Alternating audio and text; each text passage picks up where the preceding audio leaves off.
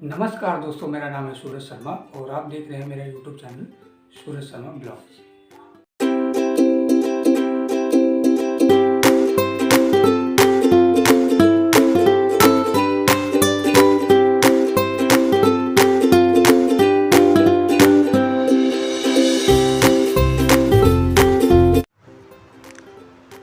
दोस्तों, आज से मैं मेरे चैनल पे देवी के 51 शक्तिपीठों की महिमा का गुणगान करने जा रहा हूँ और उनके जो शक्तिपीठ हैं वो कहाँ-कहाँ स्थित हैं, उनके पीछे भी क्या कथा रही है और इस समय वहाँ किस प्रकार से जाया जा सकता है, इन सभी बातों का अपने इन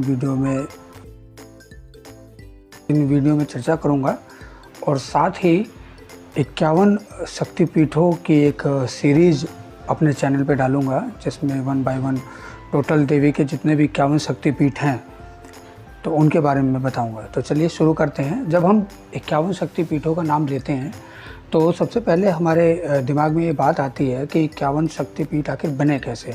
तो एक कथा जो बहुत प्रचलित है और लगभग सबने ही सुनी होगी कि एक बार दक्ष प्रजापति, जो माता पार्वती के पिता थे, उन्होंने यज्ञ रखा था और वो भगवान शंकर को पसंद नहीं करते थे ज़्यादा। तो उन्होंने उस यज्ञ में सबको बुलाया, सभी देवी देवताओं को बुलाया, पर शंकर जी को नहीं बुलाया। अब क्योंकि पिता के यहाँ हवन था, लोग जा रहे थे, तो कुछ लोग उनसे पूछते, कुछ देवता पार्वती जी से कि आप कब जा रही हैं, तो उनका मन व्याकुल हो उठता।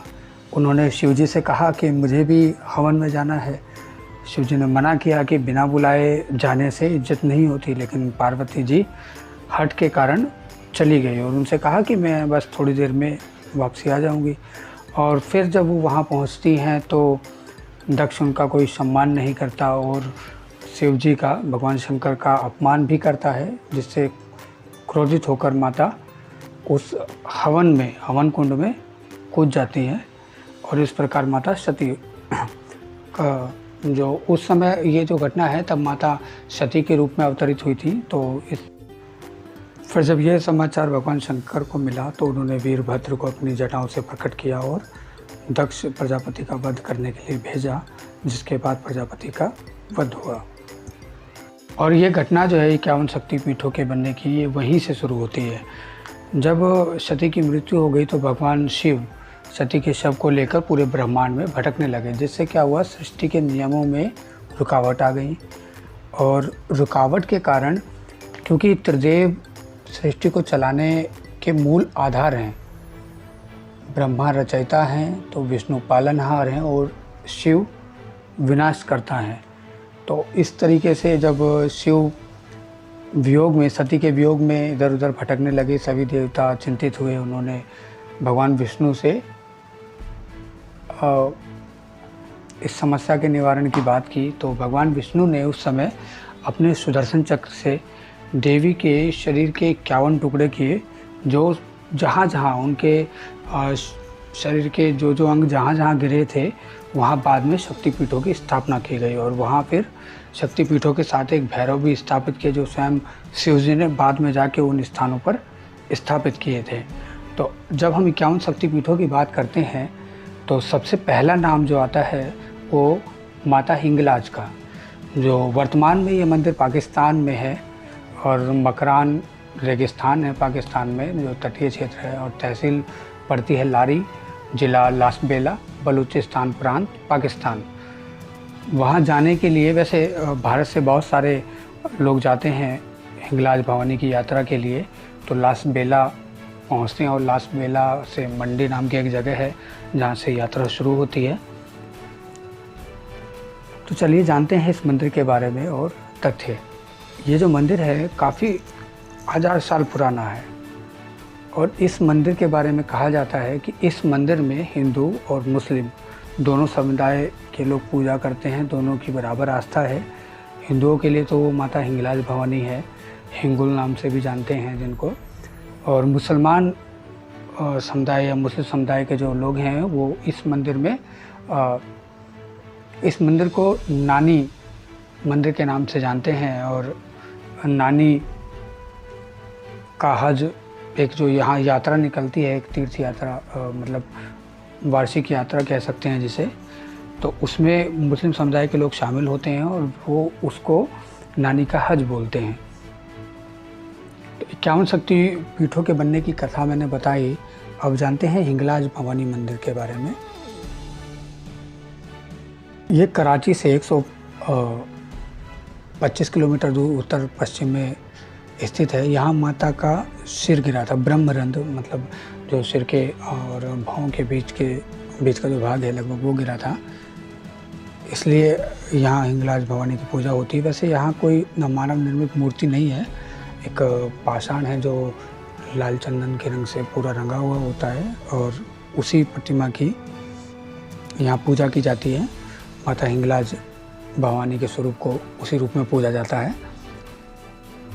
यदि आपको हमारी वीडियो पसंद आती है तो चैनल को सब्सक्राइब करें, वीडियो को लाइक करें और शेयर करें और सनातन संस्कृति को बढ़ाने में मेरी सहायता। हिंगलाज के आसपास जो है गणेश, माता काली, गोरखनाथ का धूना और ब्रह्म कुंड, तीर कुंड, गुरु नानक खड़ाऊ आदि, राम झरोका बैठक, 84 पर्वत, चंद्रगोप आदि स्थानें हैं जो पूजनीय स्थल हैं वहाँ पे। और कहा जाता है कि डोंडिया राजपूत की प्रथम कुलदेवी भी माता हिंगलाज भवानी थी। और सिद्धप राजपुरोहित ये एक जाति थी, एक वंश था जो पहले बलूचिस्तान में रहा करता था। उनकी भी कुलदेवी माता हिंगलाज भवानी ही थी। हिंगलाज भवानी मंदिर के बारे में एक बहुत प्रसिद्ध और प्राचीन कहावत है कि 7 द्वीपों में सभी देवी देवता रात को रास रचाते हैं या विचरते हैं 7 द्वीपों में, लेकिन प्रातः होते ही वो हिंगलाज भवानी के गिर में यानी कि उनकी जो गुफा है वहाँ आ जाते हैं, वहाँ उनका वास हो जाता है। और इसी तरीके से जैसे माता का जो ब्रह्मरंध्र गिरा तो हिंगलाज भवानी बनी, उसी तरीके से जहाँ केश गिरा वहाँ माता काली की स्थापना हुई, नैन गिरे वहाँ नैना देवी बनी, कुरुक्षेत्र के पास गुल्फ गिरे वहाँ भद्रकाली बनी, शीश गिरा जहाँ पूरा वहाँ शाकंभरी देवी बनी। ऐसी अन्य मंदिर हैं। और माता हिंगलाज भवानी के मंदिर राजस्थान, गुजरात आदि में भी हैं। अलग अलग जगह पे इनके मंदिर बाद में भक्तों ने बनाए। और जो इस समय राजस्थान और गुजरात के जो कुल लोक देवता हैं, जिन्होंने जैसे बाबा रामदास हुए और फतेहपुर के शेखावती बुद्धिगिरी जी महाराज हुए, इन सभी संतों ने वहाँ की यात्रा की हिंगलाज भवानी मंदिर की और वहाँ से आने के बाद इन्होंने यहाँ मंदिर पे स्थापित किया।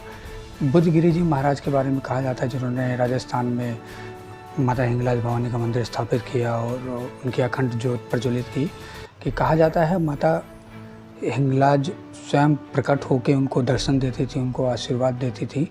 और बाद में बुद्धगिरी जी महाराज राजस्थान और गुजरात आदि में लोक देवता के रूप में पूजे जाते हैं, जिनको माता के स्वयं दर्शन होते थे। और माता ने 2 अवतार भी लिए थे, जिनकी कथा मैं सेपरेट वीडियो में बनाऊंगा। अगर इस वीडियो को अच्छे लाइक और अच्छा शेयर और अच्छे व्यूज़ मिलते हैं तो मैं उनके अन्य अवतारों की भी कहानी आप लोगों के साथ साझा करूंगा, जिनमें उनके 2 अवतार प्रसिद्ध माने जाते हैं। पहला आवड़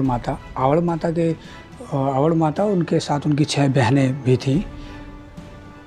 उन सभी को 7 को मिला के हिंगलाज माता का रूप या उनका अवतार माना जाता है। और एक और प्रसिद्ध अवतार करणी माता है, जिसके बारे में लगभग सभी लोग जानते होंगे, तो इसके बारे में मैं सेपरेट वीडियो बनाऊंगा।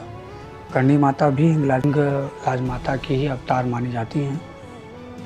तनोट वाली माता का मंदिर जो आपने सुना होगा, ये भी प्रसिद्ध मंदिर है, जो रावण की कुलदेवी भी मानी जाती है। ये भी हिंगलाज माता का अवतार मानी जाती हैं। और इस मंदिर के बारे में एक और विशेष बात ये है कि कहा जाता है कि राम के युद्ध के बाद जब राम ने रावण का वध किया तो उनको ब्रह्म हत्या का पाप लगा। ब्रह्म हत्या के पाप से बचने के लिए, उससे छुटकारा पाने के लिए राम जी काफ़ी जगह गए, काफ़ी तीर्थ स्थलों पर गए, पर वह उस पाप से मुक्त नहीं हो पाए। लेकिन बाद में वह माता हिंगलाज के मंदिर आए और यहाँ आके उनको ब्रह्म हत्या के पाप से मुक्ति मिली। उस समय भगवान श्री राम के हाथ से जो अंकित चंद्र और सूर्य की आकृति थी वो आज भी इस मंदिर में एक पत्थर पर अंकित है, जो आज भी देखा जा सकता है। यह मंदिर ब्रह्म हत्या जैसे पाप से भी छुटकारा दिलाने में सक्षम है और इस मंदिर के दर्शन मात्र से ही लोगों के अनेक पाप नष्ट हो जाते हैं। माता हिंगलाज भवानी को शक्तिपीठों में सबसे ऊपर रखा गया है और सबसे बड़ा भी माना गया है।